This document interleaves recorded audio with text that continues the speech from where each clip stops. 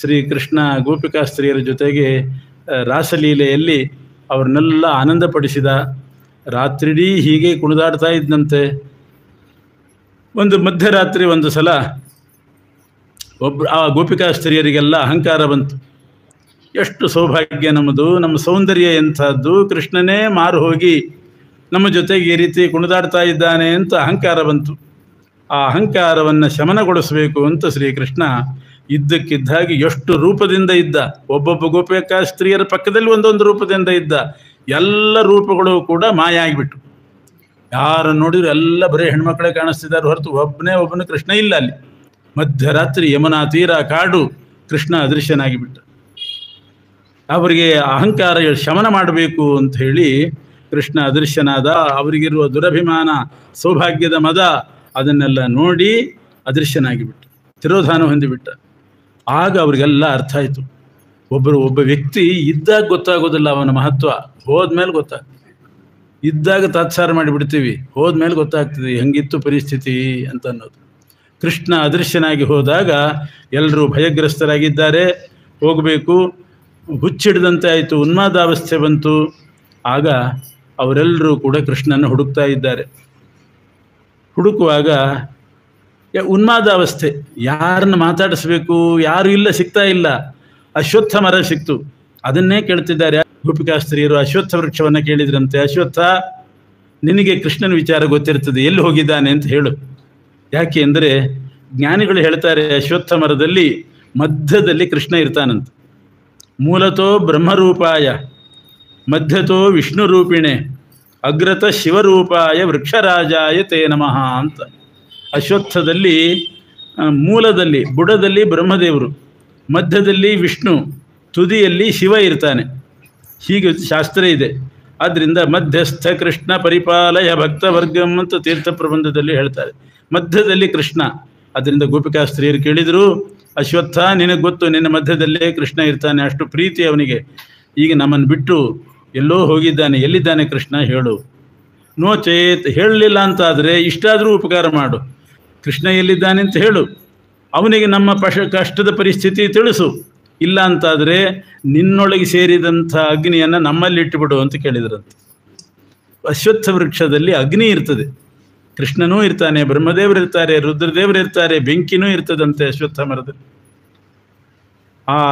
ಅದಕ್ಕೆ ಅರಣಿಮಥನ ಅಂತ ಮಾಡುವಾಗ ಅಶ್ವತ್ಥ ಮರ ಮತ್ತು ಶಮಿ ವೃಕ್ಷ, ಬನ್ನಿ ಗಿಡ, ಎರಡರ ಕೊರಡನ್ನು ಮಥನ ಮಾಡಿದಾಗ ಬೆಂಕಿ ಹುಟ್ಟುತ್ತದಂತೆ. ಅಗ್ನಿಗರ್ಭಾನ್ ಶಮೀಮಿವ ಅಂತ ಶಮಿ ವೃಕ್ಷದಲ್ಲಿ ಅಗ್ನಿ ಇರ್ತದೆ, ಅಶ್ವತ್ಥ ವೃಕ್ಷದಲ್ಲಿಯೂ ಕೂಡ ಅಗ್ನಿ ಇರ್ತದೆ. ಅದೆರಡನ್ನು ಸೇರಿಸಿ ಮಥನ ಮಾಡಿದರೆ ಮಾತ್ರ ಅಗ್ನಿ ಬರ್ತದೆ. ಅರಣ್ಯ ಮಥನ ಅಂತ ಮಾಡುವಾಗ ಹಾಗೆ ಮಾಡಬೇಕು. ಅದರಿಂದ ಕೃಷ್ಣನ ಬಗ್ಗೆ ಹೇಳು, ಇಲ್ಲ ಅಂತಾದರೆ ನಿನ್ನ ಹೃದಯದಲ್ಲಿರೋ ಅಗ್ನಿಯನ್ನು ನಮ್ಮ ದೇಹದಲ್ಲಿ ಇಟ್ಟುಬಿಡು, ಅಂದರೆ ನಮ್ಮನ್ನು ಸಾಯಿಸೇ ಬಿಡು, ನಮಗೆ ಕೃಷ್ಣ ಇಲ್ಲದೆ ಬದುಕಲಿಕ್ಕೆ ಆಗಲ್ಲ. ಅಲ್ಲ, ಸುಮ್ಮನೆ ನೀನು ಹೇಳೋದಿಲ್ಲ, ನನ್ನ ಸೇವೆ ಮಾಡಬೇಕು ಅಂದರೆ ಅಶ್ವತ್ಥ ಮರದ ಸೇವೆ ನಾವು ಮಾಡಿದ್ದೀವಿ, ನಿನ್ನ ಸೇವೆ ನಾವು ಮಾಡಿದ್ದೀವಿ ಅಂತಾರೆ. ಏನು ಅಶ್ವತ್ಥ ಮರದ ಸೇವೆ? ಅಶ್ವತ್ಥ ಮರದ ಸೇವೆ ಮಾಡೋದು ಅಂದರೆ ಏನು? ಅಶ್ವತ್ಥದ ಸೇವೆ ಮಾಡೋದು ಅಂದರೆ ದಿನಾ ಅಶ್ವತ್ಥದ ಬುಡಕ್ಕೆ ನೀರು ಹಾಕಬೇಕಂತ. ಒದ್ದೆ ವಸ್ತ್ರ ಉಟ್ಕೊಂಡು ಅದಕ್ಕೆ ಪ್ರದಕ್ಷಿಣೆ ಬರಬೇಕು. ಹಾಗಿದ್ದರೆ ಮಾತ್ರ ಅಶ್ವತ್ಥಕ್ಕೆ ಪ್ರೀತಿಯಾಗಿ ಫಲ ಕೊಡೋದು. ಒಣ ವಸ್ತ್ರ ಉಟ್ಕೊಳ್ಬಾರ್ದು, ಒದ್ದೆ ವಸ್ತ್ರನೇ ಉಟ್ಕೊಂಡು ಬುಡಕ್ಕೆ ನೀರು ಹಾಕಿ ಪ್ರದಕ್ಷಿಣೆ ಬರಬೇಕು. ಈಗ ನಾವು ಕೂಡ ನಮ್ಮ ಕಣ್ಣೀರನ್ನು ನಿನ್ನ ಬುಡಕ್ಕೆ ಸುರಿಸಿದ್ದೀವಿ ಅಂತಾರೆ ಗೋಪಿಕಾಸ್ತ್ರೀಯರು. ತಂಬಿಗೆ ತಂದು ಹಾಕದೆ ಹೋದರೂ ಕಣ್ಣೀರಿನ ಕೋಡಿಯನ್ನು ಹರಿಸಿದ್ದೀವಿ ನಿನ್ನ ಬುಡಕ್ಕೆ. ಆರ್ದ್ರ ವಸ್ತ್ರರೂ ಆಗಿದ್ದೇವೆ. ಯಾಕೆ ಅಂದರೆ ಕೃಷ್ಣ ಕಾಣದೇನೆ ಕಂಗಾಲಾಗಿ ಮೈ ಬೆವತ್ತು, ಬಟ್ಟೆ ಎಲ್ಲ ಒದ್ದೆಯಾಗಿ ಹೋಗಿದೆ. ಆರ್ದ್ರ ವಸ್ತ್ರರಾಗಿದ್ದೇವೆ. ಕೃಷ್ಣನನ್ನು ಹುಡುಕ್ತಾ ಹುಡುಕ್ತಾ ಎಷ್ಟು ಸಲ ಸುತ್ತಾಕಿದ್ದೀವಿ, ನಿನಗೂ ಪ್ರದಕ್ಷಿಣೆ ಬಂದ ಹಾಗಾಯಿತು. ಆದ್ದರಿಂದ ಕೃಷ್ಣನ ವಿಚಾರ ನಮಗೆ ತಿಳಿಸು ನೀನು ಅಂತ ಇಷ್ಟು ಹೇಳಿದರೆ ಅಶ್ವತ್ಥ ಮರ ಮಾತಾಡ್ತಾ ಇಲ್ಲ. ಮಾತಾಡದೇ ಇದ್ದಾಗ ಇನ್ನೊಬ್ಬಾಕಿ ಹೇಳಿದಂತೆ ಗೋಪಿಕಾಸ್ತ್ರೀ, ಬೇರೆ ಕಡೆ ಹೋಗೋಣ, ನಾವು ಬೇರೆ ಯಾರನ್ನಾದರೂ ಕೇಳೋಣ, ಈ ಅಶ್ವತ್ಥ ಮರ ನಮ್ಮ ಜೊತೆಗೆ ಮಾತಾಡ್ತಾ ಇಲ್ಲ, ಉತ್ತರ ಕೊಡ್ತಾ ಇಲ್ಲ. ಇದು ಕೃಷ್ಣ ಎಲ್ಲಿದ್ದಾನೆ ಏನು ಯಾವುದೂ ಹೇಳ್ತಾ ಇಲ್ಲ. ಎಷ್ಟು ನಾವು ಆರಾಧನೆ ಮಾಡಿದರೂ ಕೂಡ ನಮಗೆ ಫಲ ಕೊಡ್ತಾ ಇಲ್ಲ. ಕೃಷ್ಣನೇ ನಮ್ಮನ್ನು ಬಿಟ್ಟು ಹೋದ್ಮೇಲೆ ಇನ್ಯಾರು ಹಿಡಿತಾರೆ? ಆದ್ದರಿಂದ ಇವರು ಯಾರು ನಮಗೆ ಉತ್ತರ ಕೊಡ್ತಾ ಇಲ್ಲ, ಬೇರೆ ಕಡೆ ಹೋಗೋಣ.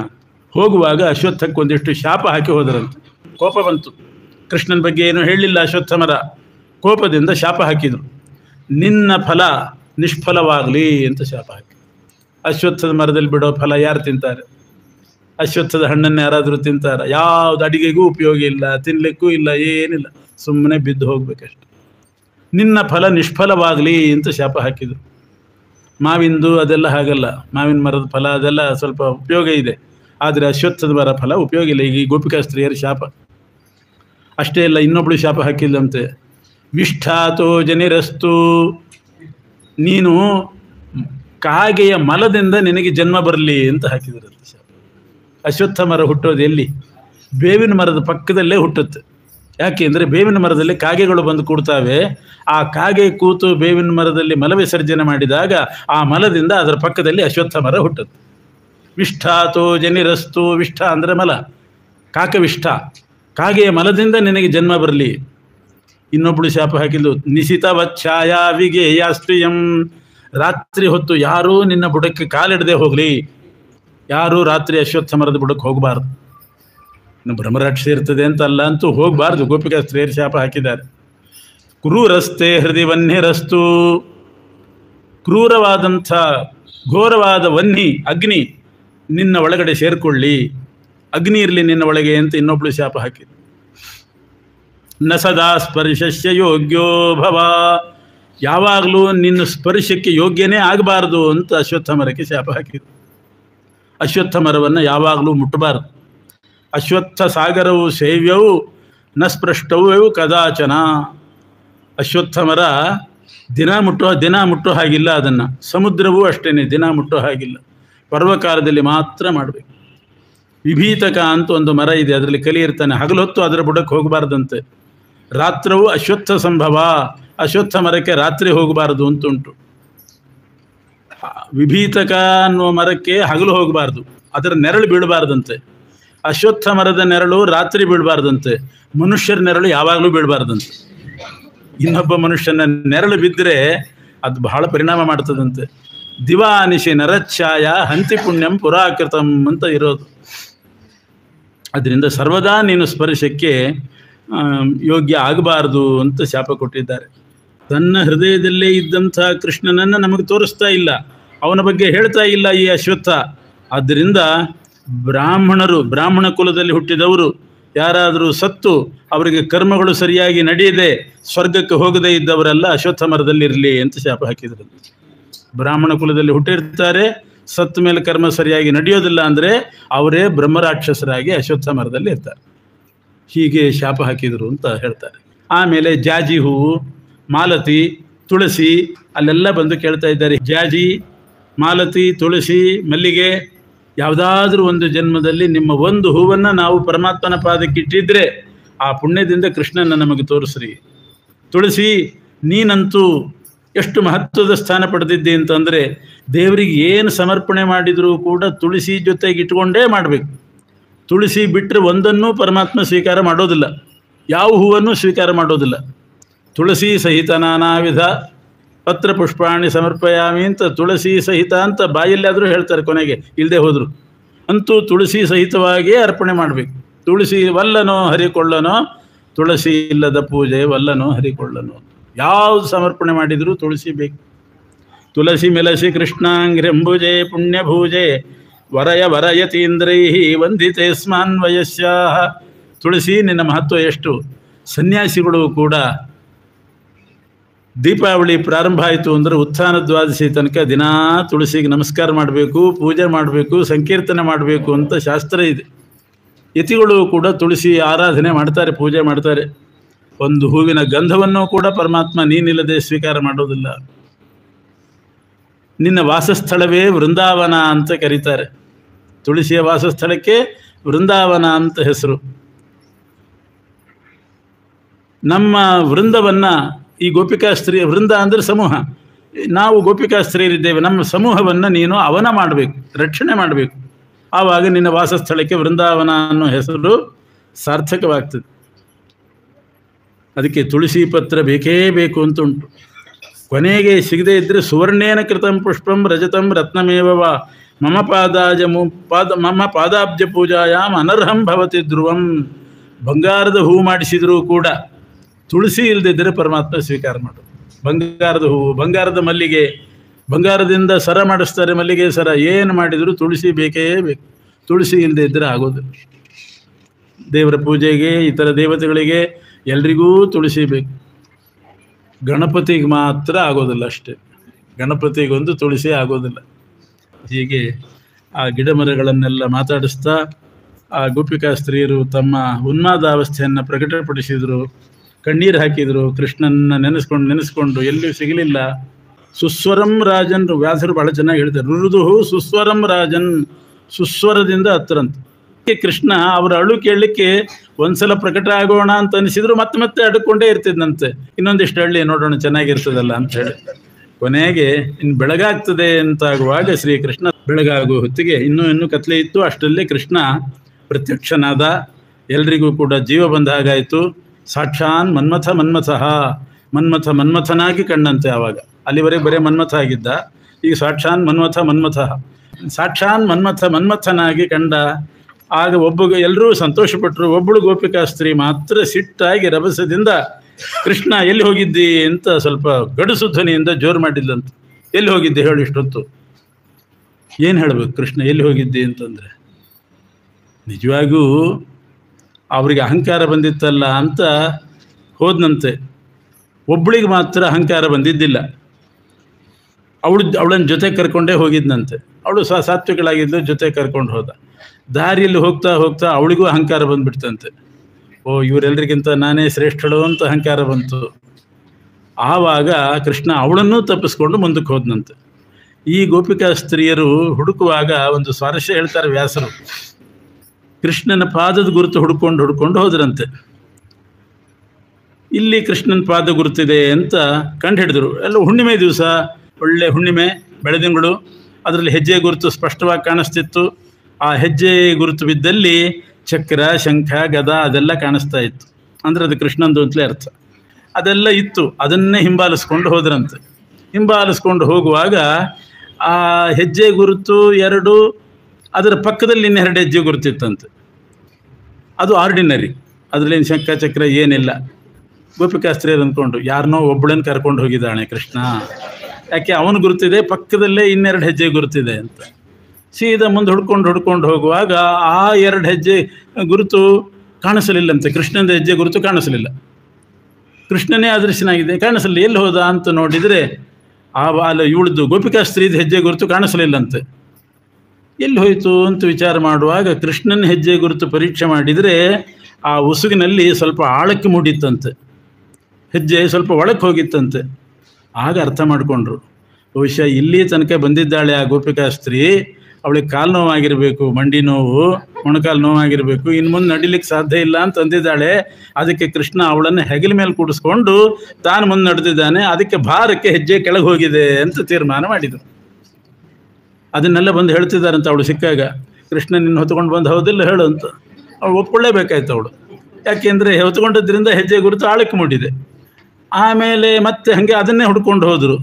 ಮತ್ತೆ ಪಕ್ಕದಲ್ಲಿ 2 ಹೆಜ್ಜೆ ಗುರುತು ಕಾಣಿಸ್ಲಿಕ್ಕೆ ಶುರುವಾಯಿತು. ಅವಳಿಗೆ ಸಂಕೋಚ ಆಗಿ ಇಳಿದಿದ್ದಾಳೆ ಅಂತ ಅರ್ಥ ಮಾಡ್ಕೊಂಡ್ರು ಅಷ್ಟೇ. ಎಷ್ಟೊತ್ತು ಅಂತ ಹೊರದು ಪಾಪ ಕೃಷ್ಣ ಇಳಿದ್ಬಿಟ್ಲು, ಮತ್ತೆ ನಡ್ಕೊಂಡು ಹೋಗಿದ್ದಾರೆ. ಮುಂದೆ ಹೋಗುವಾಗ ನೋಡ್ತಾರೆ ಕೃಷ್ಣನ ಪಾದದ ಗುರುತು ಹಿಂದ್ಗಡೆ, ಆ ಗೋಪಿಕಾ ಸ್ತ್ರೀ ಪಾದದ ಗುರುತು ಮುಂದಿದೆ. ಮುಂದೆ ಹಿಂದೆ ಆಗಿಬಿಟ್ಟಿದೆ. ಪಕ್ಕದಲ್ಲಿದ್ದದ್ದು ಮುಂದೆ ಹಿಂದೆ. ಮುಂದೆ ಅವಳದ್ದು 2 ಹೆಜ್ಜೆ ಗುರುತು, ಅದರಲ್ಲಿ ಚಕ್ರ ಶಂಖ ಏನೂ ಇಲ್ಲ. ಹಿಂದೆ ಕೃಷ್ಣನ ಪಾದದ ಗುರುತು, ಆದರೆ ಪೂರ್ತಿ ಮೂಡಿಲ್ಲಂತೆ. ಮುಂಗಾಲು ಮಾತ್ರ ಮೂಡಿದೆ, ಹಿಂಗಾಲು ಮೂಡಿಲ್ಲ, ಹಿಂಬಡೆ ಮೂಡಿಲ್ಲ. ದೊಡ್ಡ ಸಮಸ್ಯೆ ಆಯಿತು ಅವರಿಗೆ. ಇದೇನಿದು? ಅವಳು ಮುಂದೆ ನಿಂತುಕೊಂಡಿದ್ದಾಳೆ, ಕೃಷ್ಣ ಹಿಂದೆ ನಿಂತುಕೊಂಡಿದ್ದಾನೆ, ಆದರೆ ಹಿಂಬಡೆ ಮೂಡಿಲ್ಲ, ಮುಂದಿನ ಬೆರಳು ಮಾತ್ರ ಮೂಡಿದೆ. ಏನು ಅಂತ ಯೋಚನೆ ಮಾಡುವಾಗ ಇನ್ನೊಬ್ಳು ಹೇಳಿದಂತೆ, ಪಕ್ಕದಲ್ಲಿ ಒಂದು ಹೂತೋಟ ಇದೆ, ಅವಳು ಅಪೇಕ್ಷೆ ಪಟ್ಟಿದ್ದಾಳೆ ಆ ಹೂ ತಂದು ತಲೆಗೆ ಮುಡಿಸು ಅಂತ ಕೇಳಿದ್ದಾಳೆ. ಅದಕ್ಕೆ ಹೂ ತಂದಿದ್ದಾನೆ.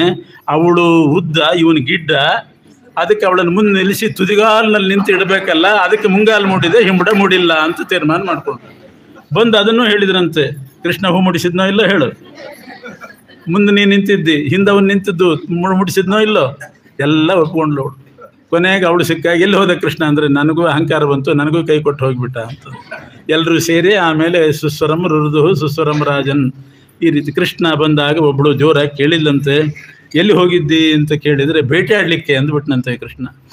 ಬೇಟೆ ಆಡಲಿಕ್ಕೆ ಹೋಗಿದ್ದೆ ಅಂದಾಗ ಏನು ಬೇಟೆ ಆಡಿದಿ ನೀನು, ಯಾವ ಪ್ರಾಣಿಯನ್ನು ಬೇಟೆ ಆಡಿದೆ ಹೇಳು, ಸುಳ್ಳು ಹೇಳ್ತೀವಿ ಅಂತ ಕೇಳಿದರೆ ನಾನು ಬೇಟೆ ಆಡಿದೆ ಅಂತ ಹೇಳಿಲ್ಲ, ಬೇಟೆ ಆಡ್ಲಿಕ್ಕೆ ಹೋಗಿದ್ದೆ ಅಂತ ಹೇಳಿದೆ ಅಷ್ಟೇ. ಬೇಟೆ ಆಡ್ಲಿಕ್ಕೆ ಹೋಗಿದ್ದೆ, ಯಾವುದನ್ನು ಬೇಟೆ ಆಡಲಿಲ್ಲ. ಯಾಕೆಂದರೆ ಯಾವ ಪ್ರಾಣಿನೂ ಸೆಟ್ ಆಗಲಿಲ್ಲ ಅಂದಂತ. ಇದೇನಿದೆ ಸೆಟ್ ಆಗೋದು ಅಂದರೆ? ಅಲ್ಲ, ಸಿಕ್ತು, ಒಂದು ಹಂದಿ ಹೋಗ್ತಾ ಇತ್ತು, ಬೇಟೆ ಆಡೋಣ ಅಂತ ಯೋಚನೆ ಮಾಡಿದರೆ ನಾನು ವರಾಹ ಅವತಾರ ತಾಳಿದ್ದೆ, ಅದನ್ನ ಯಾಕೆ ಬಾಣ ಬಿಟ್ಟು ಬೇಟೆ ಆಡಬೇಕು ಅಂತ ಅನಿಸ್ತು, ಅದನ್ನು ಬಿಟ್ಟುಬಿಟ್ಟೆ. ಆಮೇಲೆ ಸಿಂಹಗಳು ಕಾಣಿಸಿದ್ವು, ಅದನ್ನು ಬೇಟೆ ಆಡೋಣ ಅಂತಂದರೆ ನಾನು ಒಂದ್ಸಲ ಸಿಂಹ ಆಗಿದ್ದೆ, ನರಸಿಂಹ ಅವತಾರ ತಾಳಿದ್ದೆ, ಅದರಿಂದ ಸಿಂಹವನ್ನು ಬೇಟೆ ಆಡಲಿಕ್ಕೆ ಆಗಲಿಲ್ಲ, ಬಿಟ್ಟುಬಿಟ್ಟೆ, ಅದು ಓಡೋಯ್ತು. ಸಾಜಾತ್ತೇನ ವರಾಹ ಸಿಂಹ ನಿವಹಂ ಸಾಮ್ಯೇನ ತೇ ಚಕ್ಷುಷೋ ಸಾರಂಗಂ. ಆಮೇಲೆ ಒಂದು ಜಿಂಕೆ ಹೋಗ್ತಾ ಇತ್ತು, ಕೂಡಲೇ ಕೇಳಿದವಳು, ಜಿಂಕೆ ಅವತಾರ ಏನು ಮಾಡಿಲ್ಲ ನೀನು, ಆ ಜಿಂಕೆಯನ್ನು ಬೇಟೆ ಆಡ್ಬೋದಾಗಿತ್ತಲ್ಲ. ಅಂದರೆ ಆ ಜಿಂಕೆ ಕಣ್ಣು ನೋಡಿದಾಗ ನಿನ್ನ ಕಣ್ಣಿನ ಜ್ಞಾಪಕ ಬಂತು, ಎಷ್ಟು ಸುಂದರ ಆ ಜಿಂಕೆ ಕಣ್ಣು, ನಿನ್ನ ಕಣ್ಣು ಅಷ್ಟೇ ಸುಂದರ, ನಿನ್ನ ನೆನಪಾಯಿತು, ಯೋಚನೆ ಮಾಡ್ತಾ ಕೂತು ಅಷ್ಟೊತ್ತಿಗೆ ಜಿಂಕೆ ಓಡೋಯ್ತು ಅಂತ ಅಂದ್ಬಿಟ್ಟು. ಸಾಮ್ಯೇನ ತೇ ಚಕ್ಷುಷೋ ಸಾರಂಗಂ ವಿಧು ಗರ್ವ ಶಂಖ್ಯ ಪಿಶಾನ್. ಮೊಲಗಳಿದ್ದು, ಆ ಮೊಲ ಬೇಟೆ ಆಡೋಣ ಅಂತಂದರೆ ಆ ಮೊಲ ಬೇಟೆ ಆಡಿಬಿಟ್ರೆ ಆ ಮೊಲ ಸತ್ತು ಹೋಗ್ತದೆ. ಅದು ಸತ್ತಿತಲ್ಲ ಅಂತ ಆ ಜಾತಿಯ ಮೊಲಗಳೆಲ್ಲ ಸತ್ತು ಹೋಗ್ತವೆ. ಆಗ ಚಂದ್ರನಲ್ಲಿ ಒಂದು ಮೊಲ ಸೇರಿದೆ, ಅದು ಸತ್ತು ಹೋಗ್ತದೆ. ಆಗ ಚಂದ್ರ ನಿಷ್ಕಲಂಕನಾಗ್ತಾನೆ.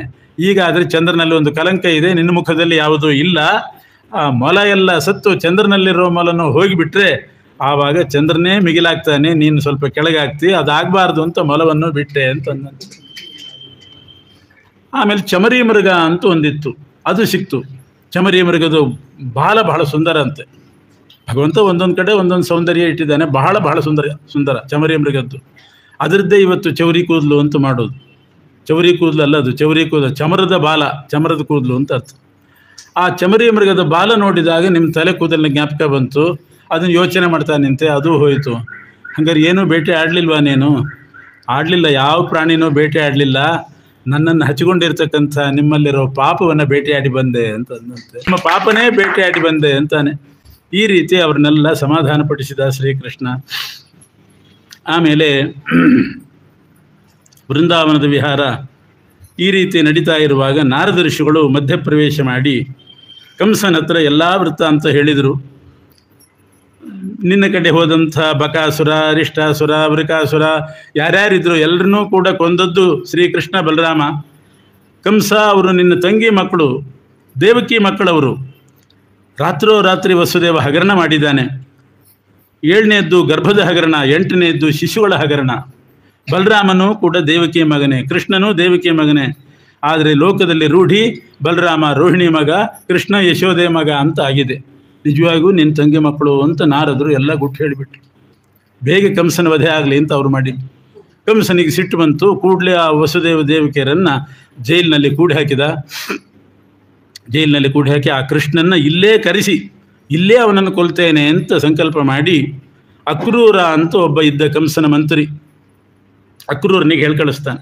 ಅಕ್ರೂರ ಬಂದ. ಅಕ್ರೂರ, ನೀನು ನಂದಗೋಕುಲಕ್ಕೆ ರಥ ತಗೊಂಡು ಹೋಗಿ ಅಲ್ಲಿರ್ತಕ್ಕಂಥ ಕೃಷ್ಣ ಮತ್ತು ಬಲರಾಮರನ್ನು ಈ ಮಧುರಾಪಟ್ಟಣಕ್ಕೆ ಕರ್ಕೊಂಡು ಬರಬೇಕು. ಸುಮ್ಮನೆ ಬಾ ಅಂದರೆ ಬರೋದಿಲ್ಲ. ನಿಮ್ಮ ಸೋದರ ಮಾವ ಕಂಸ ಒಂದು ಬಿಲ್ಲಿನ ಪೂಜೆ ಇಟ್ಕೊಂಡಿದ್ದಾನೆ. ಅನಾದಿ ಕಾಲದಿಂದ ಒಂದು ಬಿಲ್ಲು ಬಂದಿದೆ ಅವನ ಮನೆಯಲ್ಲಿ. ಆ ಧನುಸ್ಸಿನ ಪೂಜೆ, ಆಯುಧ ಪೂಜೆ ಅಂತ ಇಟ್ಕೊಂಡಿದ್ದಾನೆ. ಮಹಾಪರಾಕ್ರಮಿಗಳಾದ ನೀನು ಮತ್ತು ಬಲರಾಮ ಬಂದರೆ ಆಯುಧ ಪೂಜೆಗೆ ಒಂದು ಶೋಭೆ ಇರ್ತದೆ, ಅದಕ್ಕೆ ನೀವಿಬ್ಬರು ಬರಬೇಕಂತೆ ಅಂತ ಹೇಳಿ ಕರ್ಕೊಂಡು ಬಾ ಅಂತ ಕಳಿಸಿದ. ಅಕ್ರೂರನಿಗೆ ಬಹಳ ಸಂತೋಷ ಆಯಿತು. ಅವನು ಒಳ್ಳೆ ಜೀವ, ಸುರಜೀವ. ಅವನೊಬ್ಬ ಗಂಧರ್ವ, ಕಿಶೋರ ಅಂತ ಅವನ ಹೆಸರು. ಆ ಗಂಧರ್ವ ಏನೋ ಹೊಟ್ಟೆಪಾಡಿಗಾಗಿ ಮತ್ತು ಕಂಸನ ಹತ್ರ ಮಂತ್ರಿ ಆಗಿದ್ದ. ಒಳ್ಳೆ ಜೀವ, ಹೊಟ್ಟೆಗೋಸ್ಕರ ಎಲ್ಲೆಲ್ಲೋ ಹೋಗಬೇಕಾಗ್ತದೆ. ಅವನು ಕಂಸನ ಮಂತ್ರಿ ಆಗಿದ್ದ. ಆದರೆ ಈ ಭಾಗ್ಯ ಬಂತಲ್ಲ, ಕೃಷ್ಣನ ಕರ್ಕೊಂಡು ಬಾ ಅಂತನ್ನೋ ಭಾಗ್ಯ. ಉಣಿದು ಕುಪ್ಪಳಿಸಿಬಿಟ್ಟ, ರಥ ತೊಗೊಂಡು ಹೊರಟ. ಸಾಯಂಕಾಲ ಆಗಿತ್ತು. ನಂದಗೋಕುಲಕ್ಕೆ ಬರುವಾಗ ಆಗ್ತಾನೆ ದನಕರುಗಳು ಕಾಡಿಗೆ ಬಂದು ಹುಲ್ಲು ಮೇದು ಮನೆಗೆ ಹೋಗ್ತಾ ಇದ್ದು. ಎಲ್ಲ ದನಕರುಗಳನ್ನು ಅಕ್ರೂರ ನೋಡಿದ. ನೋಡಿ ಸೀದಾ ಬಂದ. ಸಾಯಂಕಾಲದ ಹೊತ್ತು ಕೃಷ್ಣನ ಮನೆಗೆ ಹೋಗಲಿಲ್ಲ. ಗೋಶಾಲೆಗೆ ಹೋದಂತೆ. ಸೀದಾ ಗೋಶಾಲೆಯಲ್ಲೇ ಇರ್ತಾನೆ ಕೃಷ್ಣ, ಇಷ್ಟೊತ್ತಿಗೆ ಹಾಲು ಕರಿತಿರ್ತಾನೆ ಅಂತ ಗೋಶಾಲೆಗೆ ಹೋದ. ಅಲ್ಲಿ ಗೋವಿನ ಬುಡದಲ್ಲಿ ಪಾತ್ರೆ ಹಿಡ್ಕೊಂಡು ಕೃಷ್ಣ ಹಾಲು ಕರಿತಾ ಇದ್ದಂತೆ. ಅಕ್ರೂರ ಹೋದಾಗ ಅವನ ಕಣ್ಣಿಗೆ ಬಿದ್ದ ದೃಶ್ಯ ಇದು. ವಾದಿರಾಜರು ಹೇಳ್ತಾರೆ, ಕೃಷ್ಣನ ಹತ್ರ ನಾವು ಹೋದರೆ ಸಾಕು, ಅವನ ಕೈಯಲ್ಲಿ ಪಾತ್ರೆ ಹಿಡ್ಕೊಂಡು ಹಾಲು ಕರೆದಂತೆ ನಿಮ್ಮ ಅಭೀಷ್ಟಗಳನ್ನೆಲ್ಲ ಹಿಂಡಿಕೊಡ್ತೇನೆ ಅಂತ ಸೂಚನೆ ಕೊಡ್ತಾ ಇದ್ದಾನೆ ಅಂತಂತಾರೆ. ಅಕ್ರೂರ ಅದೇ ಅರ್ಥ ಮಾಡಿಕೊಂಡ. ಕೃಷ್ಣನ್ ನೋಡಿದ ಕೂಡಲೇ ಅಕ್ರೂರ ಸಾಷ್ಟಾಂಗ ನಮಸ್ಕಾರ ಹಾಕಿದ. ನನಾಮ ನಾರಾಯಣ ಮಾದಿಪುರುಷಂ, ಆದಿಪುರುಷ ನಾರಾಯಣ ಅಂತ ತಿಳ್ಕೊಂಡು ನಮಸ್ಕಾರ ಹಾಕಿದ. ನನ್ನರ್ಥ ನವ್ಯೋತ್ಸವ ಜಾತ ಸಂಭ್ರಮ, ಇವತ್ತು ನನ್ನ ಜೀವನದಲ್ಲಿ ದೊಡ್ಡ ಹಬ್ಬ, ಇವತ್ತು ದೊಡ್ಡ ಉತ್ಸವ ಆಯಿತು ನನಗೆ, ಕೃಷ್ಣನ ದರ್ಶನ ಆಯಿತು ಅಂತ ಕುಣಿದಾಡಿದ. ತನಗೆ ಬಂದಷ್ಟು ಸ್ತೋತ್ರ ಮಾಡಿದ, ಕೃಷ್ಣನ ಆನಂದಪಡಿಸಿದ ಅಕ್ರೂರ. ಕೃಷ್ಣನು ಕೂಡ ಅಕ್ರೂರನ್ನ ತಮಾಲಿಲಿಂಗೆ ದೃಢ ಮಚ್ಚುತ ಪ್ರಿಯಂ, ತಾನು ಹಾಲಿನ ಪಾತ್ರೆ ಅಲ್ಲಿಟ್ಟು ಬಂದು ಅಕ್ರೂರನನ್ನು ದೃಢವಾಗಿ ಆಲಿಂಗನೆ ಮಾಡಿಕೊಂಡು ಮನೆ ಒಳಗೆ ಕರ್ಕೊಂಡು ಹೋಗಿ ಆಸನದಲ್ಲಿ ಕೂಡಿಸಿ, ಅಕ್ರೂರ ಕ್ಷೇಮವಾಗಿದ್ದೀಯಾ ಅಂತ ಕೇಳಿದ್ನಂತೆ. ಅಕ್ರೂರ ಹೇಳ್ತಾನೆ, ನನ್ನ ಕ್ಷೇಮ ಎಲ್ಲ ನಿನ್ನ ಕೈಯಲ್ಲಿದೆ ಅಂದ. ಯಾಕೆಂದರೆ ಕ್ಷೇಮಸ್ತಾವದನಂತ ಹೃತ್ಸರಸಿಜೆ ಯಾವದ್ಭವಾನ್ ವರ್ತತೆ, ಎಲ್ಲಿಯವರೆಗೆ ನಿನ್ನ ಸ್ಮರಣೆ ನಮ್ಮ ಮನಸ್ಸಿನಲ್ಲಿ ಇರ್ತದೋ ಅಲ್ಲಿಯವರೆಗೆ ನಾವು ಕ್ಷೇಮ. ನಿನ್ನ ಮರು ಬಂತು, ವಿಸ್ಮರಣೆ ಆಯಿತು ಅಂದರೆ ಅದೇ ಆಪತ್ತು ನೋಡು. ಎಲ್ಲಿವರೆಗೆ ನಿನ್ನ ಸ್ಮರಣೆ ಇರ್ತದೆ ಅಲ್ಲಿವರೆಗೆ ಕ್ಷೇಮವಾಗಿರ್ತೀವಿ. ಅಂದರೆ ಸದಾ ನಮ್ಮ ಹೃದಯದಲ್ಲಿ ನಿನ್ನ ಸ್ಮರಣೆ ಇರಬೇಕು. ಸದಾ ಎನ್ನ ಹೃದಯದಲ್ಲಿ ವಾಸ ಮಾಡು ಅಂತ ಹೇಳಿದ ಹಾಗೆ ಸದಾ ನೀನು ನಮ್ಮ ಹೃದಯದಲ್ಲಿರಬೇಕು, ನಾವು ಕ್ಷೇಮವಾಗಿರ್ತೀವಿ. ಅಕ್ರೂರನ್ನ ಕೃಷ್ಣ ಕೇಳ್ತಾನೆ ಮತ್ತೆ, ಅಕ್ರೂರ, ಈ ಭೂಮಿಯಲ್ಲಿ ಹುಟ್ಟಿದ್ದಿ, ಸಾಕಷ್ಟು ಪುಣ್ಯಕ್ಷೇತ್ರಗಳಿದೆ, ತೀರ್ಥಗಳಿದೆ. ಆ ತೀರ್ಥ ಸ್ನಾನ, ಪುಣ್ಯಕ್ಷೇತ್ರ ಯಾತ್ರೆ ಏನಾದರೂ ಮಾಡಿದೀಯಾ ಅಥವಾ ಸುಮ್ಮನೆ ಊಟ ಮಾಡ್ಕೊಂಡು ಕೂತಿದೀಯಾ ಮನೆಯಲ್ಲಿ? ಎಲ್ಲೂ ಹೋಗಿದ್ದಿಲ್ಲ ಅಂತಂದ. ಎಲ್ಲೂ ಹೋಗಿಲ್ಲ, ಈಗ ತಾನೇ ಸಕಲ ತೀರ್ಥ ಸ್ನಾನ ಆಯಿತು. ಯಾಕೆ ಅಂದರೆ ನಾನು ಬರುವಾಗ ನಿನ್ನ ಪಾದದ ಗುರುತು ನೋಡಿ ಹೊರಲಾಡಿಕೊಂಡು ಬಂದೆ. ಅದರಲ್ಲಿ ಚಕ್ರಶಂಖಾದಿ ಅಂಕಿತವಾದ ಆ ಪಾದದ ಗುರುತು ನೋಡಿ ಹೊರಲಾಡಿಬಿಟ್ಟೆ. ಸಕಲ ತೀರ್ಥ ಸ್ನಾನ ಮಾಡಿದ ಪುಣ್ಯ ಬಂತು. ನಿನ್ನ ಬಳಿ ಬಂದದ್ರಿಂದ ಕ್ಷೇತ್ರ ಯಾತ್ರೆ ಪುಣ್ಯನೂ ಬಂತು. ಪುಣ್ಯದ ಕೆಲಸ ಏನಾದರೂ ಮಾಡ್ಕೊಂಡಿದ್ದೀಯೋ ಏನೋ ಅಂತ ಕೇಳಿದ್ನಂತೆ. ಏನೂ ಮಾಡಿಲ್ಲ, ಆದರೆ ಸಾಕಷ್ಟು ಪುಣ್ಯವಂತ ನಾನು ಆಗಿದ್ದೀನಿ. ಕಂಸನಿಗೆ 100 ಜನ ಮಂತ್ರಿಗಳಿರುವಾಗ ನಿನ್ನನ್ನು ಕರ್ಕೊಂಡು ಬಾ ಅಂತ ನನ್ನನ್ನೇ ಕಳಿಸಿದ್ನಲ್ಲ, ನನ್ನಷ್ಟು ಪುಣ್ಯ ಯಾರಿಗಿದೆ? ಆದ್ದರಿಂದ ಸಾಕಷ್ಟು ಪುಣ್ಯವಂತನಾಗಿದ್ದೇನೆ ನಾನು. ವೇದಾಧ್ಯಯನ ಮಾಡಿದ್ದೀಯಾ ಅಂತ ಬೇರೆ ಕೇಳಿದ್ನಂತೆ. ನಿಂದು ಯಾವ ಶಾಖೆ, ಯಜುಶಾಖೆನೋ ಋಕ್ಷಾಖೆನೋ ವೇದಾಧ್ಯಯನ ಮಾಡಿದೆಯಾ ಅಂದರೆ ನಿನ್ನ ಬಾಯಿಂದ ಬಂದ 4 ಮಾತು ನನ್ನ ಕಿವಿಗೆ ಬಿತ್ತು, ಅದೇ ವೇದಾಧ್ಯಯನ, ಅದಕ್ಕಿಂತ ವೇದ ಬೇರೇನಿದೆ? ಕಂಸ ಏನು ಹೇಳಿ ಕಳಿಸಿದ್ದಾನೆ ಅಂತ ಕೇಳಿದಾಗ ಬಿಲ್ಲಿನ ಪೂಜೆಗೆ ಬರಬೇಕಂತೆ ಅಂತಷ್ಟು ಹೇಳಿದ. ಕೃಷ್ಣ ಹೇಳ್ತಾನೆ, ಆಯಿತು ಹೋಗೋಣ, ಈಗ ರಾತ್ರಿ ಬಂದಿದ್ದೀನಿ ನೀನು, ಈ ರಾತ್ರಿ ಪ್ರಯಾಣ ಬೇಡ, ಇಲ್ಲೇ ಮಲ್ಕೋ, ಬಹಳದ ಅಪರೂಪಕ್ಕೆ ಬಂದಿದ್ದಿ, ತುಂಬ ಮಾತಾಡೋದಿದೆ ನಿನ್ನ ಹತ್ರ, ಹರಟೆ ಹೊಡ್ಕೊಂಡು ಮಲ್ಕೊಳ್ಳೋಣ, ಇಲ್ಲೇ ಊಟ ಮಾಡು, ಇಲ್ಲೇ ಮಲ್ಕೋ, ಬೆಳಗ್ಗೆ ಎದ್ದು ಹೋಗೋಣ. ಬೆಳಿಗ್ಗೆ ಮಾತ್ರ ಬೇಗ ಎಬ್ಬಿಸ್ತೀನಿ, ಎದ್ದು ಹೋಗೋಣ. 8-9 ಗಂಟೆಗೆ ಎಬ್ಬಿಸಿದ್ರೆ ಆಗ ಬೇಗ ಎಬ್ಬಿಸ್ತೀನಿ. ಯಾಕೆ ಅಂದರೆ ನಾವು ಹೇಳೋದು ತಡ ಮಾಡಿಬಿಟ್ರೆ ಗೋಪಿಕಾಸ್ತ್ರೀಯರು ನಮ್ಮನ್ನು ಇಲ್ಲಿಂದ ಬಿಡಲ್ಲ. ಅವ್ರು ಹೇಳೋದ್ರೊಳಗೆ ನಾವು ಇಲ್ಲಿಂದ ದಾಟಿರಬೇಕು, ಇಲ್ದಿದ್ರೆ ಎಲ್ಲ ಅಡ್ಡಗಟ್ತಾರೆ. ಆದ್ದರಿಂದ ಬೇಗ ಎದ್ದು ಹೋಗೋಣ ಅಂತಂದಾಗ ಅಕ್ರೂರ ಒಪ್ಪಿದ. ಮಲಗಿದರು. ರಾತ್ರಿ ಮಾತಾಡ್ತಾ ಮಲಗಿದ್ದಾನೆ. ಬೆಳಗ್ಗೆ ಬೇಗ ಎಬ್ಬಿಸಿದ ಕೃಷ್ಣ. ಅಕ್ರೂರ, ಬಲರಾಮ ಅವ್ರನ್ನೆಲ್ಲ ಎಬ್ಬಿಸಿದ. 3 ಜನ ಹೋಗಬೇಕಾಗಿತ್ತು, ಬಲರಾಮ, ಅಕ್ರೂರ, ಕೃಷ್ಣ. ಅಕ್ರೂರ ಹೇಳಿದಂತೆ, ಕೃಷ್ಣ ಒಂದು ಸ್ನಾನ ಸಂಧ್ಯಾವಂದನೆ ಒಂದು ಮುಗಿಸಿಬಿಡ್ತೀನಿ, ಮತ್ತೆ ಹೋಗೋಣ ಅಂತ. ಕೃಷ್ಣ ಅಂತಾನೆ, ನೀನು ಸ್ನಾನ ಸಂಧ್ಯಾವಂದನೆ ಮಾಡ್ತಾ ಕೂತ್ರು ಗೋಪಿಕಾಸ್ತ್ರೀಯರು ಎದ್ದು ಬಿಡ್ತಾರೆ, ತಡ ಆಗ್ತದೆ. ದಾರಿಯಲ್ಲಿ ಬೇಕಾದಷ್ಟು, ಇದು ಯಮುನಾ ನದಿ ದಾರಿಯಲ್ಲೇ ಇದೆ, ಅಲ್ಲಿ ಮಾಡುವಂತಿ, ಮೊದಲು ಇಲ್ಲಿಂದ ಜಾಗ ಖಾಲಿ ಮಾಡಿಬಿಡೋಣ ಅಂತ ಇವನು. ಸರಿ ಹಾಗಾದರೆ ಅಂತ ಹೇಳಿ 3 ಜನ ಸೇರಿ ಬೇಗ ಹೋಗಿಬಿಡೋಣ, ಯಾರೂ ಇರೋದಿಲ್ಲ ಅಂತ ಬಾಗಿಲು ತೆಗಿತಾರೆ. ನಂದಗೋಕುಲದ ಮಹಿಳಾ ಮಂಡಳಿ ಪೂರ್ತಿ ಅಲ್ಲೇ ಇದೆ. ರಾತ್ರಿನೇ ಬಂದುಬಿಟ್ಟಿದ್ದಾರೆ ಅವರು. ಮುರಾರಿ, ನಂದಗೋಕುಲ ಹಳ್ಳಿ ಸಾಕು ಮಾಡಿ ಮಧುರಾಪಟ್ಟಣ ರಾಜಧಾನಿ ಅಂತ ಅಲ್ಲಿ ಹೊರಟಿದ್ದೀಯಾ ನೀನು ಅಂತ ಕೇಳ್ತಾ ಇದ್ದೆ. ಮಧುರಾಪಟ್ಟಣ ರಾಜಧಾನಿ, ನಂದಗೋಕುಲ ಬರೀ ಹಳ್ಳಿ. ಆ ಗೋಪಿಕಾಸ್ತ್ರೀಯರು ಅಷ್ಟೂ ಜನ ಸೇರಿಬಿಟ್ಟಿದ್ದಾರಂತ. ಬಿಡಲ್ಲ ನಾವು ನಿಮ್ಮನ್ನು ಅಂತ. ಕೃಷ್ಣನಿಗೆ ಇವ್ರಿಗೆಲ್ಲ ಯಾರು ಹೇಳಿದರು? ಅಕ್ರೂರ, ನೀನೇನಾದರೂ ಹೇಳಿ ಬಂದಿಯೇನೋ ಅಂತ. ಹೆಂಗೆ ಗೊತ್ತಾಯ್ತು ಇವರಿಗೆ, ಇವರೆಲ್ಲ ಹೇಗೆ ಬಂದರು ಅಂತ ಇವನಿಗೆ ಅನುಮಾನ. ವಾದಿರಾಜ ಸ್ವಾಮಿಗಳೇ ಒಂದು ಹಾಡಿನಲ್ಲಿ ಹೇಳ್ತಾರೆ, ಅಕ್ರೂರ ಬರುವಾಗ ರಾತ್ರಿ ಆಗಿತ್ತು, ರಥ ಹೊರಗಡೆ ನಿಲ್ಲಿಸಿದ್ದ. ಯಾವುದೋ ಒಬ್ಬ ಹೆಣ್ಣು ಮಕ್ಕಳು ಯಾರ್ದೋ ಮನೆಗೆ ಅರಿಶಿಣ ಕುಂಕುಮಕ್ಕೆ ಹೋಗಿದ್ಲು. ಆಕೆ ಅರಿಶಿಣ ಕುಂಕುಮ ತಗೊಂಡು ಬರೋದ್ರೊಳಗಡೆ ಅಕ್ರೂರ ಬಂದುಬಿಟ್ಟಿದ್ದ. ರಥ ಹೊರಗಡೆ ನಿಂತಿದೆ. ಕೋಳಿ ಕೂಗೋದಕ್ಕಿಂತ ಮುಂಚೆ ಎದ್ದು ಕೃಷ್ಣ ಇಲ್ಲಿಂದ ಹೋಗ್ತಾನೆ, ರಥ ಬಂದಿದೆ ಅಂತ ಹೇಳಿ ಅವಳು ಎಲ್ರಿಗೂ ಸುದ್ದಿ ಮುಟ್ಟಿಸಿಬಿಟ್ಟಿದ್ದಾಳೆ. ಆ ರಾತ್ರಿನೇ ಬಂದು ಎಲ್ಲರೂ ಇಲ್ಲಿ ಸೇರಿದ್ದಾರೆ. ಬಾಗಿಲು ತೆಗೆದು ಕೂಡಲೇ ಶುರು ಮಾಡಿದರು. ಜಿಗಮಿಷಿ ಮುರಾರೆ ರಾಜಧಾನಿಗೆ ಹೊರಟು ಬಿಟ್ಟಿದ್ದೀನಿ ನೀನು, ಇನ್ನು ವಾಪಸ್ ಬರೋದಿಲ್ಲ. ಹಳ್ಳಿ ಬಿಟ್ಟು ಊರಿಗೆ ದೊಡ್ಡ ನಗರಕ್ಕೆ ಹೋದವ್ರು ಮತ್ತೆ ಹಳ್ಳಿಗೆ ಬರಲ್ಲ, ನಿನ್ನ ಬಿಡೋದಿಲ್ಲ ನಾವು ಅಂತ ಎಲ್ಲರೂ ಕೂತಿದ್ದಾರೆ. ಅವರಿಗೆ ಸಮಾಧಾನಪಡಿಸಿ ಬರೋದ್ರೊಳಗೆ ಸಾಕಾಗಿ ಹೋಯ್ತಂತೆ ಕೃಷ್ಣನಿಗೆ. ಒಬ್ಬಳಂತೂ ಗೋಪಿಕಾ ಸ್ತ್ರೀ ಕೇಳಿದಂತೆ ಜೊತೆಗಿದ್ದವ್ರನ್ನ, ಯಾರದು ಕೃಷ್ಣನ್ ಕರ್ಕೊಂಡು ಹೋಗ್ಲಿಕ್ಕೆ ಬಂದಿರೋದು ಅಂತ. ಅಕ್ರೂರ ಗಾಬರಿ ಆಗ್ತಿದ್ದಾನೆ, ಏನಪ್ಪ ನನ್ನ ಹೆಸರು ಬಂದರೆ ಏನು ಮಾಡಿಬಿಡ್ತಾರೋ ಏನೋ ಅಂತೀವಿ. ಯಾರದು ಅಂತ ಯಾರು ಹೇಳಿದ್ರು, ಅಕ್ರೂರ ಅಂತ ಬಂದಿದ್ದಾನೆ ಅಂತ. ಏನು ಹೆಸರಿಟ್ಟಿದ್ದಾರೋ, ಅವನಂಥ ಕ್ರೂರ ಮತ್ತೊಬ್ಬ ಇಲ್ಲ ಪ್ರಪಂಚದಲ್ಲಿ, ಅಕ್ರೂರ ಅಂತ ಬೇರೆ ಅವನು. ಹಿಂಗೆ ಬೈತಾ ಇದ್ದಾರೆ. ಇನ್ನೊಬ್ಳು ಸಮರ್ಥನೆ ಮಾಡಿಲ್ಲಂತೆ, ಅಕ್ರೂರ ಅನ್ನೋ ಹೆಸರು ಸರಿಯಾಗಿದೆ ಅಂತ. ಯಾಕೆ ಅಂದರೆ ಅನುತ್ತಮೋ ದುರಾಧರ್ಷಃ ಅಂತ ವಿಷ್ಣು ಸಹಸ್ರನಾಮದಲ್ಲಿ ಬರ್ತದೆ. ಅನುತ್ತಮ ಅಂದ್ರೆ ಏನು? ಉತ್ತಮ ಅಲ್ಲದೆ ಇರೋನು ಅಂತ ಅರ್ಥನಾ? ಉತ್ತಮನೇ, ಹರಿಸರ್ವೋತ್ತಮ ಅಂತ ನಾವು ಅಂತೀವಿ. ವಿಷ್ಣು ಸಹಸ್ರನಾಮದಲ್ಲಿ ಅನುತ್ತಮೋ ದುರಾಧರ್ಷ ಅಂತಿದೆ. ಅವನಿಗಿಂತ ಉತ್ತಮ ಮತ್ತೊಬ್ಬ ಇಲ್ಲ ಅಂತ ಅರ್ಥ ಅದಕ್ಕೆ. ಹಾಗೆ ಇವಳು ಹೇಳಿಲ್ಲ, ಅಕ್ರೂರ ಅಂದರೆ ಇವನಿಗಿಂತ ಕ್ರೂರ ಇನ್ನೊಬ್ಬ ಇಲ್ಲ, ಅದಕ್ಕೆ ಅಕ್ರೂರ ಅಂತ ವ್ಯಾಖ್ಯಾನ ಮಾಡಿದರು. ಅಂತೂ ಸಾಕಾಗಿ ಹೋಯ್ತು ಅಕ್ರೂರನಿಗೆ. ಅಂತೂ ರಥದಲ್ಲಿ ಕರ್ಕೊಂಡು ಹೋಗಬೇಕು ಅಂತ ಅಕ್ರೂರ ಬಂದಿದ್ದ. ರಥದಲ್ಲಿ ಕೂಡಿಸ್ಕೊಂಡು ಹೊರಟೋದ. ಗೋಪಿಕಾ ಸ್ತ್ರೀಯರೆಲ್ಲ ಮನೋರಥದಲ್ಲಿ ಕೂತ್ಕೊಂಡು ಅವ್ರು ಹೋದರಂತೆ. ವಾದಿರಾಜರು ಅವರೆಲ್ಲ ರಥದಲ್ಲಿ ಹೋದರೆ, ಮನೋರಥದಲ್ಲಿ ಗೋಪಿಕಾ ಸ್ತ್ರೀಯರೆಲ್ಲ ಹೋದರು. ಎಲ್ಲ ದೂರ ಬಂದು ಮಧ್ಯದಲ್ಲಿ ಬಂದಾಗ ಯಮುನಾ ನದಿ ಬಂತು. ಕೃಷ್ಣ ಹೇಳ್ತಾನೆ, ಅಕ್ರೂರ ಹೇಳಿದ, ಅಲ್ಲಿ ಬೆಳಿಗ್ಗೆಂತೂ ಸ್ನಾನ ಬೇಡ ಅಂತಂದು, ಈಗ ಯಮುನಾ ನದಿ ಬಂದಿದೆ, ಇಲ್ಲೇ ಆದರೂ ಒಂದು ಸ್ನಾನ ಸಂಧ್ಯಾ ಮುಗಿಸ್ತೀನಿ ಅಂತ ಕೃಷ್ಣ ಬಲರಾಮನ ರಥದಲ್ಲಿ ಕೂಡಿಸಿ ಯಮುನಾ ನದಿಯಲ್ಲಿ ಮುಳುಗಲಿಕ್ಕೆ ಇಳಿತಾನೆ. ಇಳಿದು ಮುಳುಗಿದಾಗ ಕೃಷ್ಣ ಅಲ್ಲಿ ಕಂಡಂತ. ರಥದಲ್ಲಿದ್ದ ಕೃಷ್ಣ ಇಲ್ಲಿ ಕಂಡ. ಇದೇನಿದು ರಥದಲ್ಲಿಲ್ವೇ ಅಂತ ಬೇಗ ಮೇಲಕ್ಕೆದ್ದು ನೋಡ್ತಾನೆ, ರಥದಲ್ಲಿದ್ದಾನೆ. ಮತ್ತೆ ಮುಳುಗಿದರೆ ಇಲ್ಲಿದ್ದಾನೆ, ಮತ್ತೆ ಮೇಲಕ್ಕೆದ್ದು ನೋಡಿದರೆ ರಥದಲ್ಲಿದ್ದಾನೆ. ಏನಿದು ಅಂತ ಯೋಚನೆ ಮಾಡುವಾಗ ಆ ರೂಪ, ಕೃಷ್ಣನ ರೂಪ ಹೋಗಿ ಅನಂತ ಪದ್ಮನಾಭ ರೂಪ ಕಾಣಿಸ್ತಂತೆ. ಅದು ಯಮುನಾ ನದಿಯಲ್ಲೇ ಪೂಜೆ ಮಾಡೋದು. ನಾವು ಅನಂತ ಪದ್ಮನಾಭ ವ್ರತ ಮಾಡುವಾಗ ಯಮುನಾ ಪೂಜೆ ಮಾಡಿ, ಶೇಷದೇವರ ಪೂಜೆ ಮಾಡಿ, ಆ ಶೇಷ್ಯಾಯಾದ ಪರಮಾತ್ಮನನ್ನು ಪೂಜೆ ಮಾಡೋದು. ಎಲ್ಲ ಅವತಾರ ರೂಪಗಳಿಗೆ ಅದು ಮೂಲ ರೂಪ. ಮೊದಲು ಕೃಷ್ಣ ಕಾಣಿಸ್ಕೊಂಡು ಆಮೇಲೆ ಅನಂತ ಪದ್ಮನಾಭ ರೂಪ ಗೋಚರ ಆಯಿತು. ಸಾಕ್ಷಾತ್ ಅನಂತ ಪದ್ಮನಾಭನೇ ಕೃಷ್ಣ ಅನ್ನೋ ಸಾಕ್ಷಾತ್ಕಾರ ಅಕ್ರೂರನಿಗಾಯಿತು. ಆಮೇಲೆ ಆ ರೂಪ ಮರೆ ಆದಮೇಲೆ ಅಕ್ರೂರ ಮೇಲೆ ಬಂದ, ಕರ್ಕೊಂಡು ಬಂದ. ಮಥುರಾಪಟ್ಟಣಕ್ಕೆ ಬಂದು ಕೂಡಲೇ ಕೃಷ್ಣ ಅಕ್ರೂರನಿಗೆ ಹೇಳಿದ, ನೀನು ನಿನ್ನ ಮನೆಗೆ ಹೋಗು, ನನ್ನ ಪಾಡಿಗೆ ನಾನು ಬರ್ತೀನಿ ಅಂತ ಹೇಳಿ ಅಕ್ರೂರನನ್ನು ಕಳಿಸ್ತಾನೆ. ಅಕ್ರೂರ ಮನೆಗೆ ಹೋದ. ಆಮೇಲೆ ಶ್ರೀಕೃಷ್ಣ ತನ್ನ ಮನೆಗೆ ತಾನು ಹೋದ. ರಾತ್ರಿಯಲ್ಲಿ ಊಟ ಮಾಡಬೇಕಲ್ಲ, ರಾತ್ರವು ಕ್ಷೀರಾನ್ನ ಭೋಜನಂ ಅಂತ ಕ್ಷೀರಾನ್ನ ಊಟ ಮಾಡಿ ಮಲಗಿದ್ದಂತೆ ಕೃಷ್ಣ. ಮರುದಿವಸ ಬೆಳಗ್ಗೆದ್ದು ಕಂಸನ ಮನೆಗೆ ಹೋದ. ಕಂಸ ಕೃಷ್ಣನ ಕೊಲ್ಲಿಕ್ಕೆ ಎಲ್ಲ ಸಂಚು ಮಾಡಿ ಇಟ್ಟಿದ್ದ.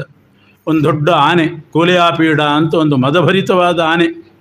ಅದಕ್ಕೆ ನೋಡ್ಕೊಳ್ಳಿಕ್ಕೆ ಒಬ್ಬ ಮಾವುತ, ಅಂಬಷ್ಟ ಅಂತ ಅವನೊಬ್ಬ ಅಸುರ, ಅದು ಇಟ್ಟಿದ್ದ. ಅದನ್ನು ದಾಟಿ ಮುಂದೆ ಬಂದರೆ ಚಾಣೂರ ಮುಷ್ಟಿಕ ಅಂತ ಇಬ್ಬರು ಜಟ್ಟಿಗಳು, ಅವರನ್ನೂ ದಾಟಿ ಬಂದರೆ 21 ಅಕ್ಷೌಹಿಣಿ ಸೈನ್ಯ ನಿಲ್ಲಿಸಿದ್ದ ಕಂಸ. ಅದನ್ನೂ ದಾಟಿ ಹೋದರೆ ತನ್ನ 7 ಮಂದಿ ತಮ್ಮಂದ್ರನ್ನ ನಿಲ್ಲಿಸಿದ್ದ.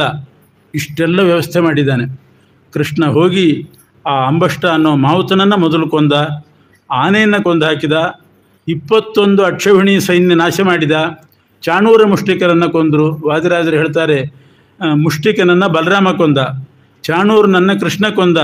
ಹೇಗೆ ಕೊಂದ ಅಂತಂದರೆ, ಚಾಣೂರನ ಜೊತೆ ಯುದ್ಧ ಮಾಡಿ ಸೋಲಿಸಿ ಬೀಳಿಸಿ ಅವನ ಕಾಲು ಹಿಡ್ಕೊಂಡು 108 ಸಲ ಗರ ಗರ ಗರ ಗರ ತಿರುಗಿಸಿ ನೆಲಕ್ಕೆ ಅಪ್ಪಳಿಸಿದ್ನಂತೆ. ತುಂಡಾಗಿ ಹೋಯ್ತು, ಪೀಸಾಗಿ ಹೋಯ್ತು ಅವನ ದೇಹ, ತಲೆ. ಆ ರೀತಿ ಹೊಡೆದ್ನಂತೆ. ಯಾಕೆಂದರೆ ಯಾರಾದರೂ ಯಾತ್ರೆಗೆ ಹೋಗುವಾಗ ಅಥವಾ ಹೊಸ ವೆಹಿಕಲ್ ತೊಗೊಂಡಾಗ ನಿರ್ವಿಘ್ನವಾಗಿ ಯಾತ್ರೆ ಆಗಲಿ ಅಂತ ಹೇಳಿ ಒಂದು ತೆಂಗಿನಕಾಯಿ ತೊಗೊಂಡು ನೀವಾಳಿಸಿ ಹೊಡೆಯೋದು ಅಂತ ಉಂಟು. 3 ಸಲ ಹಿಂಗೆ ಮಾಡಿ ಜೋರಾಗಿ ನೆಲಕ್ಕೆ ಅಪ್ಪಳಿಸ್ತಾರೆ. ಅದು ಪುಡಿ ಪುಡಿ ಆಗಿಬಿಡಬೇಕು. ಏನಾದರೂ ತೊಂದರೆ ಬರೋದಿದ್ದರೆ ಆ ತೊಂದರೆ ಉಂಟು ಮಾಡುವಂಥ ಅಸುರರಿಗೆ ಅದು ಶಾಂತಿ. ಆ ರೀತಿ ಕೃಷ್ಣ ತನ್ನ ಸೋದರ ಮಾವನ್ನು ನರಕದ ಯಾತ್ರೆ ಕಳಿಸ್ಲಿಕ್ಕೆ ಅಂತ ಬಂದವನು ತೆಂಗಿನಕಾಯಿ ತಂದಿದ್ದಿಲ್ಲ. ತೆಂಗಿನಕಾಯಿನೇ ಬೇಕು ಅಂತಿಲ್ಲ, ಕುಂಬಳಕಾಯಿ ಇದ್ದರೆ ಅದನ್ನು ನಿವಾಳಿಸಿ ಹೊಡಿಬಹುದು. ಕುಂಬಳಕಾಯಿನೂ ತಂದಿದ್ದಿಲ್ಲ, ನಿಂಬೆಹಣ್ಣು ತಂದಿದ್ದಿಲ್ಲ. ಚಾಣೂರ ಬಂದಾಗ ಅವನ ತಲೆನೇ ಅದರಂತೆ ಉಪಯೋಗಿಸಿ ಬಾಲಮಲ್ಲ ಕರಚೂರ್ಣಿತ ಭಾಸ್ವನ್ನಾರಿಕೇಲ ತುಲನಾಂ ಸಜಗಾಮ ಅನ್ಯಲೋಕ ಗಮನೋದ್ಯತ ಭೀತೋತ್ತಂಸ ಕಂಸ ಪರಿಪಂಥಿ ಸುಶಾಂತಿ. ಹೀಗೆ ನಾರಿಕೇಲ ತುಲನಾಂ ಸಜಗಾಮ, ತೆಂಗಿನಕಾಯಿ ಹೊಡೆದ ಹಾಗೆ ಚಾಣೂರನ ತಲೆ ಹೊಡೆದು 21 ಅಕ್ಷೌಹಿಣಿ ಸೈನ್ಯ ನಾಶ ಮಾಡಿ ಕಂಸನ 7 ಮಂದಿ ತಮ್ಮಂದ್ರನ್ನು ಕೊಂದು ಆಮೇಲೆ ಕಂಸನ ಜೊತೆಗೆ ಯುದ್ಧ ಮಾಡಿ ಅವನನ್ನು ಕೂಡ ಕೊಂದು ಹಾಕಿದ. ಉಗ್ರಸೇನ ಅಂತಿದ್ದ ಕಂಸನ ತಂದೆ, ಅವನಿಗೆ ಪಟ್ಟಾಭಿಷೇಕ ಮಾಡಿದ. ನನಗೇನು ಸಿಂಹಾಸನ ಬೇಡ, ರಾಜ್ಯ ಬೇಡ, ನೀನೇ ಇರು ಅಂತ ಅವನಿಗೆ ಸಿಂಹಾಸನದಲ್ಲಿ ಕೂಡಿಸಿ ಪಟ್ಟಾಭಿಷೇಕ ಮಾಡಿ ಆಮೇಲೆ ತಂದೆ ತಾಯಿಗಳನ್ನು ಜೈಲಿನಲ್ಲಿ ಬಿಡಿಸಿದ. ಅಲ್ಲಿವರೆಗೆ ಅವರು ಜೈಲಿನಲ್ಲೇ ಇದ್ದರು. ವಸುದೇವ ದೇವಿಕರು ಜೈಲಿನಿಂದ ಬಿಡಿಸಿದ. ಬಿಡಿಸಿದ ಮೇಲೆ ಅವರು ಉಪನಯನ ಮಾಡಿದರು. ಏನೂ ಮಾಡಿದ್ದಿಲ್ಲ. ಹುಟ್ಟಿದ ಕೂಡಲೇ ಕೃಷ್ಣ ನಂದಗೋಕುಲಕ್ಕೆ ಹೋಗಿಬಿಟ್ಟಿದ್ದ. ಏನೂ ಮಾಡಿಲ್ಲ, ಉಪನಯನಾದರೂ ಮಾಡ್ತೇವೆ ಅಂತ ಹೇಳಿ ಕೃಷ್ಣನಿಗೆ ಉಪನಯನ ಮಾಡಿದರು. ಆದರೆ ಅದಕ್ಕಿಂತ ಮುಂಚೆ ಒಂದು ಮದುವೆ ಆಗಿತ್ತು. ನೀಲ ಅಂತ ಒಬ್ಬಳಿದ್ಲು. ಆ ನೀಲಾದೇವಿನ ಮದುವೆ ಮಾಡ್ಕೊಂಡ್ಬಿಟ್ಟಿದ್ದ. ಆಮೇಲೆ ಉಪನಯನ ಆಯಿತು ಕೃಷ್ಣನಿಗೆ. ಅವನಿಗೆ ನಮ್ಮಲ್ಲಿರುವಂಥ ಕ್ರಮ ಇಲ್ಲ, ಮೊದಲು ಉಪನಯನ ಆಮೇಲೆ ಮದುವೆ ಅನ್ನೋ ಕ್ರಮ ಇಲ್ಲ. ಈಶ್ವರೋ ವಿಕ್ರಮೀ ಧನ್ವಿ, ನಮ್ಮ ಕ್ರಮಕ್ಕಿಂತ ವಿಕ್ರಮ ಒಂದು ವಿರುದ್ಧ ಕ್ರಮ. ಆದ್ದರಿಂದ ಮೊದಲೇ ಮದುವೆ ಆಗಿತ್ತು, ಆಮೇಲೆ ಉಪನಯನ ಆಯಿತು. ಸಾಂದೀಪಿನಿ ಆಚಾರ್ಯರು ಅಂತ ಒಬ್ಬರಿದ್ದರು ಅವಂತಿಪುರದಲ್ಲಿ, ಕಾಶಿಯವರು. ಅವರ ಗುರುಕುಲಕ್ಕೆ ಹೋಗಿ 64 ದಿವಸ ಇದ್ದು 64 ಕಲೆಗಳನ್ನು ಅಭ್ಯಾಸ ಮಾಡಿದಂತೆ ಮಾಡಿ ಅವರಿಗೆ ಮೃತನಾದ ಅವರ ಮಗನನ್ನು ಗುರುದಕ್ಷಿಣೆಯಾಗಿ ಕೊಟ್ಟು ಬಂದ. ನಂದಗೋಕುಲದ ನೆನಪಾಯಿತು. ಗೋಪಿಕಾ ಸ್ತ್ರೀಯರಿಗೆಲ್ಲ ಬೇಗ ಬರ್ತೇನೆ ಅಂತ ಹೇಳಿ ಬಂದಿದ್ದೀನಿ, ಅವರು ನನ್ನ ದಾರಿ ಕಾಯ್ತಾ ಇರ್ತಾರೆ, ಆದರೂ ಹೋಗ್ಲಿಕ್ಕೆ ಪುರುಸೊತ್ತಿಲ್ಲ. ಇಲ್ಲಿ ಹೊಸ ರಾಜ್ಯ ಬಂದಿದೆ, ಅದರದ್ದು ವ್ಯವಸ್ಥೆ ಮಾಡಬೇಕು. ಅದಕ್ಕೋಸ್ಕರ ಉದ್ಧವನನ್ನು ಕರೆದು ಕೊಟ್ಟು ಕಳಿಸಿದಂತೆ. ಉದ್ಧವ, ನೀನು ನನ್ನ ಪರವಾಗಿ ನಂದಗೋಕುಲಕ್ಕೆ ಹೋಗಿ ಆ ನಂದಗೋಕುಲದ ಗೋಪಿಕಾ ಸ್ತ್ರೀಯರಿಗೆಲ್ಲ ನನ್ನ ಸಂದೇಶ ಹೇಳಿ, ನಾನು ಎಲ್ಲರನ್ನೂ ವಿಚಾರಿಸಿದೆ ಅಂತ ಹೇಳಿ ಒಬ್ಬೊಬ್ಬರನ್ನೂ ಮಾತಾಡಿಸಿ ಬಾ ನನ್ನ ಪರವಾಗಿ ಅಂತ ಕೊಟ್ಟು ಕಳಿಸಿದ. ಉದ್ಧವ ಒಂದು ಪಟ್ಟಿ ಕೊಟ್ಟಂತೆ ಕೃಷ್ಣ. ನಂದಗೋಕುಲದ ಗೋಪಿಕಾ ಸ್ತ್ರೀಯರಲ್ಲಿ ಇಂಥವರು ಬಹಳ ನನ್ನ ಹಚ್ಚಿಕೊಂಡಿದ್ದರು ಅಂತ ಅವ್ರದ್ದೆಲ್ಲ ಹೆಸರು ಬರೆದು ಒಂದು ಪಟ್ಟಿ ಕೊಟ್ಟು ಕಳಿಸಿದ್ದ. ಎಲ್ಲ ಈ ಕಡೆ ಶ್ರೀಮತಿ ಶ್ರೀಮತಿನೇ ಜಾಸ್ತಿ, ಶ್ರೀ ಇಲ್ಲೇ ಇಲ್ಲ, ಎಲ್ಲ ಶ್ರೀಮತಿ. ಈ ಕಡೆ ಬಾಯಿ, ಶ್ರೀಮತಿ ಗೋದಾಬಾಯಿ, ಶ್ರೀಮತಿ ರಾಧಾಬಾಯಿ, ಹೀಗೆ ಅಂಥ ಪಟ್ಟಿ ಹಿಡ್ಕೊಂಡು ಸೀದಾ ನಂದಗೋಕುಲಕ್ಕೆ ಬಂದ. ಬರುವಾಗಲೇ ನೋಡ್ತಾನೆ ಸಾಯಂಕಾಲ ದನಕರುಗಳೆಲ್ಲ ಮನೆಗೆ ಹೊರಟಿದ್ವಂತೆ. ಹೋಗುವಾಗ ಕೃಷ್ಣನ್ನ ನೋಡ್ತಾ ನೋಡ್ತಾ ಬರ್ತಾನೇನೋ ಅಂತ ಮಧುರಾ ಪಟ್ಟಣದ ಕಡೆ ತಿರ್ಕೊಂಡು ಹೋಗ್ತಿದ್ವಂತೆ. ಉದ್ಧವನಿಗೆ ಕಣ್ಣೀರು ಬಂದು ಹೋಯ್ತು. ಎಷ್ಟು ಹಚ್ಕೊಂಡಿದ್ದಾವೆ ದನಕರುಗಳು.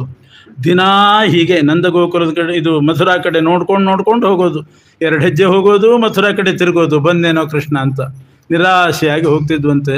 ಉದ್ಧವ ಬಂದ ಕೂಡಲೇ ಎಲ್ಲ ಕಿವಿ ನಿಮಿರಿಸ್ಕೊಂಡು ಓಡಿ ಬಂದುಬಿಟ್ವಂತೆ. ಕೃಷ್ಣ ಇದ್ದಾಗಿದ್ದಂತೆ ಉದ್ಧವ ನೋಡಲಿಕ್ಕೆ. ಹತ್ತಿರ ಬಂದ ಕೂಡಲೇ ಗೊತ್ತಾಯ್ತು ಇವನು ಕೃಷ್ಣ ಅಲ್ಲ ಅಂತ. ಮುಖ ಸಣ್ಣದು ಮಾಡ್ಕೊಂಡು ವಾಪಸ್ ಹೋದ್ವು ಅಂತ. ಇಂಥ ದೃಶ್ಯ ನೋಡಿ ನಂದಗೋಕುಲಕ್ಕೆ ಹೋದರೆ ಏನಿದೆಯೋ ಪರಿಸ್ಥಿತಿ ಅಂತ ಯೋಚನೆ ಮಾಡಿ ನಂದಗೋಕುಲಕ್ಕೆ ಬಂದ. ಮೊದಲು ವಸುದೆ ಯಶೋಧ ನಂದಗೋಪರ ಮನೆಗೆ ಬಂದು ಅವರನ್ನು ಸಮಾಧಾನ ಪಡಿಸ್ತಾನೆ. ನೀವೇನು ಚಿಂತೆ ಮಾಡಬೇಡಿ, ಎಲ್ಲರ ಒಳಗೆ ಕೃಷ್ಣ ಇದ್ದಾನೆ. ಯಶೋದೆ, ನೀನೇ ನೋಡಿದ್ದಿಲ್ಲ, ಕೃಷ್ಣನ ಬಾಯಲ್ಲಿ ಬ್ರಹ್ಮಾಂಡ ನೋಡಿದ್ದಿ, ಆ ಕೃಷ್ಣನ ಬಾಯಲ್ಲಿ ನಿನ್ನನ್ನೂ ನೀನು ನೋಡ್ಕೊಂಡಿದ್ದಿ. ಎಲ್ಲರೂ ಕೃಷ್ಣನ ಜೊತೆಗೇ ಇರ್ತಾರೆ, ಯಾರಿಗೂ ವಿಯೋಗ ಅನ್ನೋದು ಇಲ್ಲವೇ ಇಲ್ಲ, ನೀ ಚಿಂತೆ ಮಾಡಬೇಡ ಅಂತ ಹೇಳಿ ಅವ್ರನ್ನೆಲ್ಲ ಸಮಾಧಾನ ಪಡಿಸಿದ. ಒಬ್ಬೊಬ್ಬ ಗೋಪಿಕಾ ಸ್ತ್ರೀಯರ ಮನೆಗೆ ಹೊರಟ. ಅಲ್ಲಿ ನೋಡ್ತಾನೆ ಒಂದೊಂದು ಹೆಸರು ಬರೆದು ಕಳಿಸಿದ್ದ ಕೃಷ್ಣ. ಅದರ ಪ್ರಕಾರ ಉದ್ಧವ ಬಂದ. ಆ ಗೋಪಿಕಾ ಸ್ತ್ರೀಯರ ಮನೆಗಳೆಲ್ಲ ತಪಸ್ವಿಗಳ ಆಶ್ರಮ ಇದ್ದಾಗಿತ್ತಂತೆ. ತಪಸ್ವಿಗಳ ಆಶ್ರಮ, ಏನು ಶೃಂಗಾರ ಇಲ್ಲ, ಏನಿಲ್ಲ, ಎಲ್ಲ ತಪಸ್ಸು ಮಾಡ್ತಾ ಕೂತಿದ್ದಾರೆ.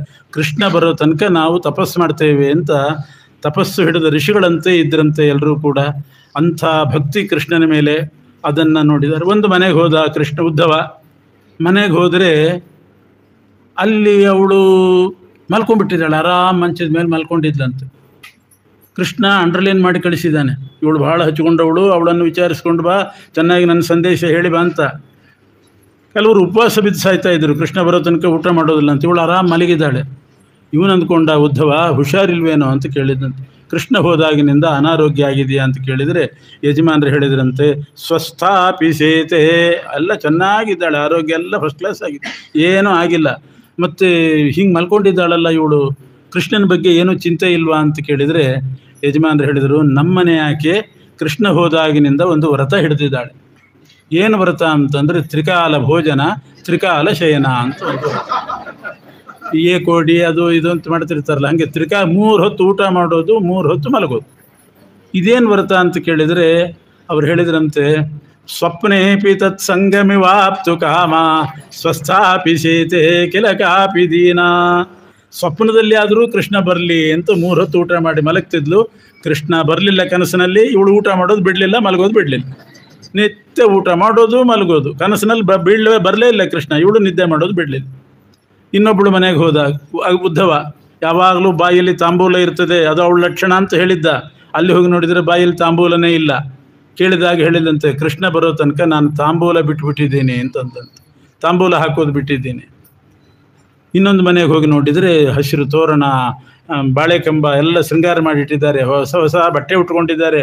ಇದೇನಿದು ನಿಮ್ಮ ಮನೆಯಲ್ಲಿ ಅಂತ ಕೇಳಿದರೆ, ಕೃಷ್ಣ ಯಾವತ್ತು ಬರ್ತೇನೆ ಅಂತ ಸರಿಯಾದ ಡೇಟ್ ಹೇಳಲಿಲ್ಲ, ಯಾವತ್ತೂ ಬರ್ಬೋದು, ಅವನು ಬಂದಾಗ ಸ್ವಾಗತಕ್ಕೆ ಸಿದ್ಧ ಇರಲಿ ಅಂತ ಹೀಗೆ ದಿನ ಹೀಗೆ ಮಾಡ್ತೀವಿ ನಾವು. ಬಂದಾಗ ಅಲ್ಲೇ ಹೊರಗೆ ನಿಲ್ಲಿಸಿ, ಆಮೇಲೆ ತಂಬಿಗೆ ಎಲ್ಲಿದೆ ಅಂತ ಹುಡುಕಿ, ಆಮೇಲೆ ಪೂರ್ಣಕುಂಭ ತೊಗೊಂಡು ಬಂದು ಅಲ್ಲಿ ತನಕ ಬಿಸಿಲಲ್ಲೋ ಮಳೆಯಲ್ಲೋ ನಿಲ್ಲಿಸಿ, ಇದೆಲ್ಲ ಧರ್ಮ ಅಲ್ಲ ಅಂತ ಅವನು ಬರೋ ಹೊತ್ತಿಗೆ ಸ್ವಾಗತ ಸಿದ್ಧವಾಗಿರಬೇಕು ಅಂತ ಹೀಗೆ ಮಾಡ್ತಿದ್ದೀವಿ ಅಂತ ಕೆಲವರು ಉಪವಾಸ ಇದ್ದವರು, ಕೆಲವರು ನಿದ್ದೆ ಈ ರೀತಿ ಒಂದೊಂದು. ಇನ್ನೊಂದು ಮನೆಗೆ ಹೋದ, ಅವಳನ್ನು ಬಹಳ ಬರೆದು ಕಳಿಸಿದ್ದ ಕೃಷ್ಣ. ಅಲ್ಲಿ ಹೋದರೆ ಯಜಮಾನ್ರೇ ಬಂದ್ರಂತೆ. ಉದ್ಧವ ಕೃಷ್ಣನ ಕಡೆಯಿಂದ ಬಂದಿದೆಯಂತೆ, ಯಾವಾಗ ಬರ್ತಾನೆ ಕೃಷ್ಣ ಅಂತ ಬಂದರು. ಒಂದು ನಿಮಿಷ ತಡಿ ನೋಡ್ತೀನಿ ಪಟ್ಟಿಯಲ್ಲಿ ನಿನ್ನ ಹೆಸರಿದೆಯೋ ಇಲ್ಲೋ ಅಂತ ನೋಡ್ತಾನೆ ಉದ್ಧವ. ಅವನ ಹೆಸರೇ ಇಲ್ಲ, ಎಲ್ಲ ಶ್ರೀಮತಿ ಶ್ರೀಮತಿ ಅಂತಿದೆ, ನಿನ್ನ ಹೆಸರಿಲ್ಲ. ನನ್ನ ಹೆಸರು ಬೇಡೋ, ನನ್ನ ಹೆಂಡತಿ ಹೆಸರಿದೆಯಲ್ಲೋ ನೋಡು ಅಂತ ಅವನು. ನಿನ್ನ ಹೆಂಡತಿ ಹೆಸರಿದೆ. ನಾನು ಅದಕ್ಕೆ ಕೇಳಿದೆ, ನಮ್ಮನೆಯವಳು ಒಂದು ವ್ರತ ಹಿಡಿದಿದ್ದಾಳೆ, ಏನು ಅಂತಂದರೆ ಕೃಷ್ಣ ಬರೋ ತನಕ ಮನೆ ಕೆಲಸ ಮಾಡಲ್ಲ, ಪತ್ಯುರ್ನ ಪೂಜಾ, ನನ್ನ ಸೇವೆ ಮಾಡೋದಿಲ್ಲ, ಅಡಿಗೆ ಮಾಡಿ ಹಾಕೋದಿಲ್ಲ, ಟಿಫಿನ್ ಇಲ್ಲ, ಬೇಡ. ಪತ್ಯುರ್ನ ಪೂಜಾಂ ನ ಚ ಪುತ್ರ ರಕ್ಷಾಂ, ಮಕ್ಕಳ ಹತ್ರ ನಾನೇ ನೋಡ್ಕೋಬೇಕು, ಇದೆಲ್ಲಿ ಗೋಳು, ಮಕ್ಕಳ ಹತ್ರ ನಾನೇ ಹಾಲು ಕೊಡಿಸ್ಬೇಕು, ಏನು ಪರಿಸ್ಥಿತಿ ಇದು. ಪತ್ಯುರ್ನ ಪೂಜಾಂ ನ ಚ ಪುತ್ರ ರಕ್ಷಾಂ ಕೃತ್ಯನ್ನ ಗೃಹ್ಯಂ ವಿತನೋತಿ ತನ್ವಿ, ನಾನೇ ಅಡಿಗೆ ಮಾಡಬೇಕು. ಕೃಷ್ಣನ ವಿಯೋಗದಿಂದ ಗೋಪಿಕಾಸ್ತ್ರೀಯರು ಹೇಗಿದ್ದರು ಅಂತ ವರ್ಣನೆ ಮಾಡ್ತಿದ್ದಾರೆ. ಅವ್ರನ್ನೆಲ್ಲರನ್ನೂ ಕೂಡ ಸಮಾಧಾನಪಡಿಸಿ ಉದ್ಧವ ಕೃಷ್ಣನ ಹತ್ರ ಹೋಗಿದ್ದಾನೆ ಎನ್ನುವಲ್ಲಿಗೆ ಇವತ್ತಿನ ಪ್ರವಚನ.